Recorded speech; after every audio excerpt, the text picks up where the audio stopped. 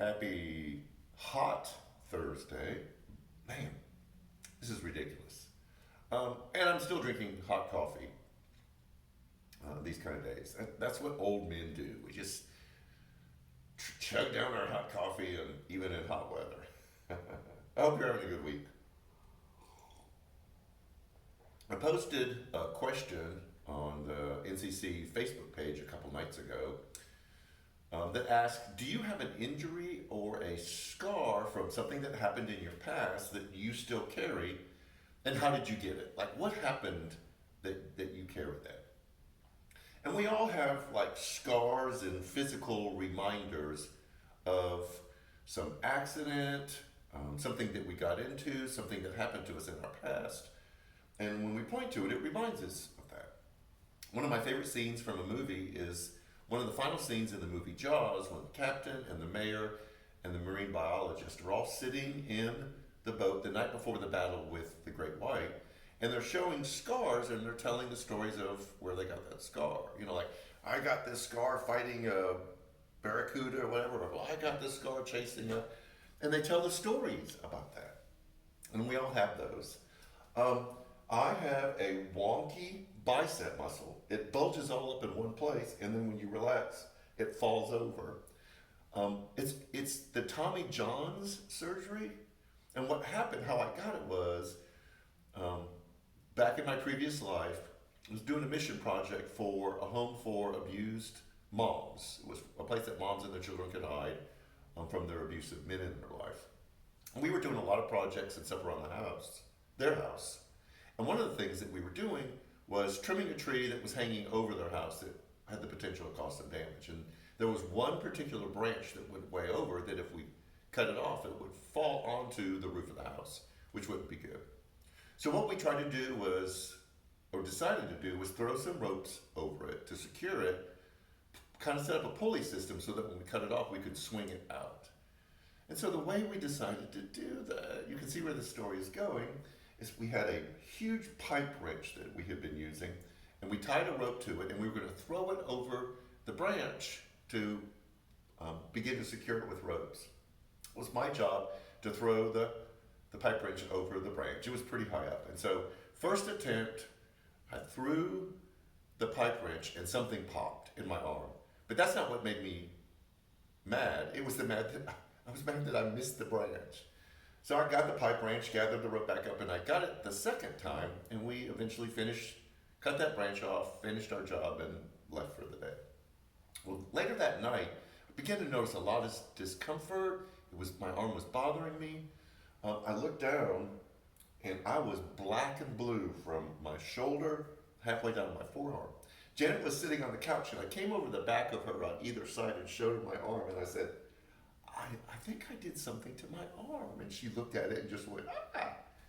So we went to the orthopedic, had an MRI done, and they said that you've torn the band in this part of your arm. You have two bands that connect your bicep. The back one's really important, but the front one just kind of holds it in place and stretches it out. She said, we could do surgery. We have to do it within the next few weeks because the band will begin to calcify and you won't be able to stretch it and reattach it.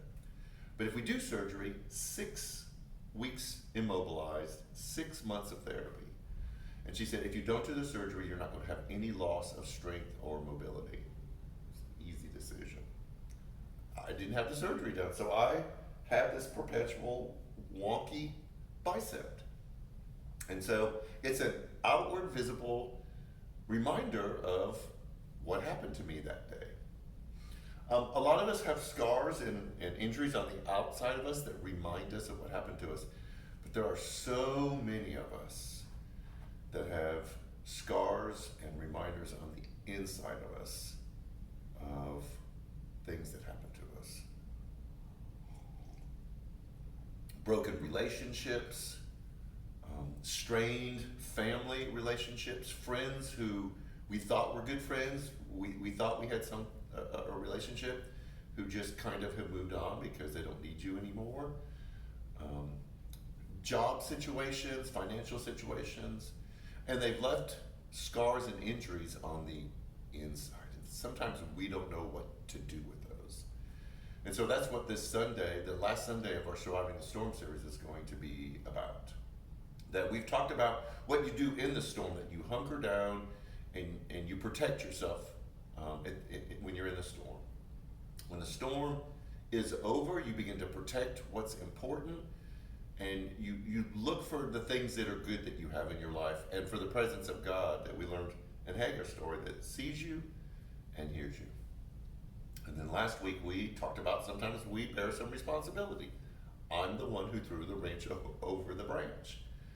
But there's a moment of pivot where we say, I can't live wallowing in what happened to me. I've got to begin to do some things that move me forward. I'm not moving on, I'm not putting it behind me, but I'm building a new reality ahead of me. And that's what this Sunday is about. We look at Ruth. When I talk to, like, who should I talk about for this series? Everyone said Ruth. So Ruth is been through her storm, does all the things that we've talked about, and now it's what does it look like to live into this new reality? This is what my life will look like now. And there'll be a lot of practical things that we could pull from this that will help us kind of like prime the pump to move forward. So we hope you join us for that. There's a lot going on this Sunday. Real Life, our student ministry, is meeting. I saw the setup. It looks really cool. There's a lot of work going on behind the scenes to expand that student ministry. And we're doing some specific planning. So stay tuned for that. Food pantries this Sunday. We'll be handing out perishables like we do every fourth Sunday of the month. Not only the non-perishables that we always have available, but fresh produce and meats and things like that you'll be able to get. So if you know somebody, make sure that you get it.